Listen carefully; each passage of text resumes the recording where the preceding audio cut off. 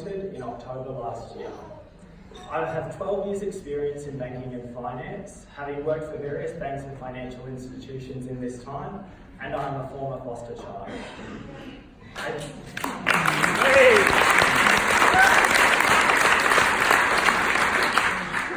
I joined the Board of FCAV so that I can share the knowledge that I gained during my 10 years of foster care and in kinship care as well.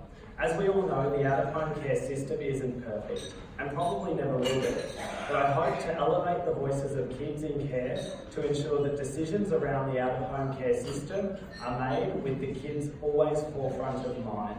And I know more than most the value of carers is second to none for those young people in the out-of-home care system. Even now, I still think of my carer Lorraine every single day. Lorraine struggled to walk and used a walking frame to move around. She lived in housing commission and she didn't have new shiny things. But what Lorraine had was more valuable than any of that. Lorraine had a heart of gold. I knew that she cared for me despite all of her adversity. After I left care, I didn't stay in touch, mostly a conscious decision on my part. I needed to move on, not from Lorraine, but from the system. I needed to leave things behind me so that I could have a chance in life. I closed one door so that another could open.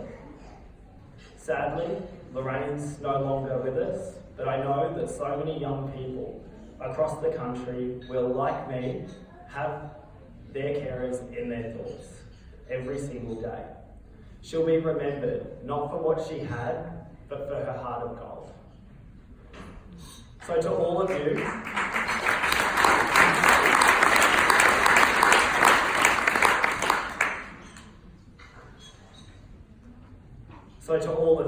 please don't question your ability or the quality of care that you can provide, because your value is in your heart and your actions. The young people in your care will remember you for the rest of their lives, just for having been there in their time of need. That's more valuable than anything else. Now for the formalities. I'll wrap up the last financial year for FCAV. This year saw the Foster Care Association of Victoria record a loss of $4,860, compared to a loss of $1,449 in 2018. This was despite a budgeted loss of $20,315. Given we had retained profits at the end of the last financial year of $87,622, we were able to accommodate this loss.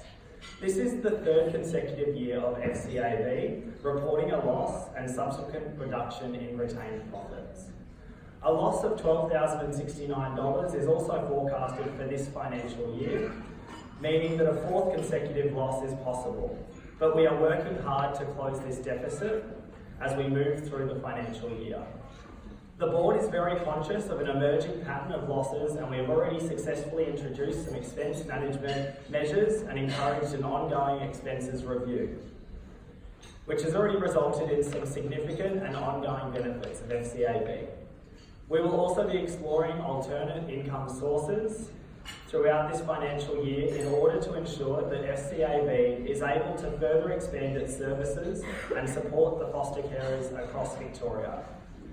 Donations received really made such a difference last financial year, increasing by 49.5% to $23,234. Thank you to everyone who supported us last financial year, as your donations have allowed us to further expand our key initiatives and help support more carers.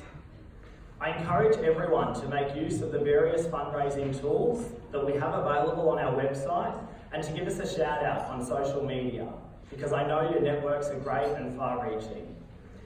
And thank you in advance for your continued and unwavering support throughout this year ahead of us. Since starting as my role in Treasurer in October last year, I have felt incredibly welcomed by the board, CEO, FCAV staff and our bookkeeper. I wanted to personally thank you all for such a wonderful few months and for your dedication, hard work and ongoing support.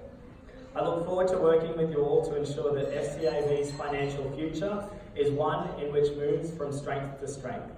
Thank you for everything that you do.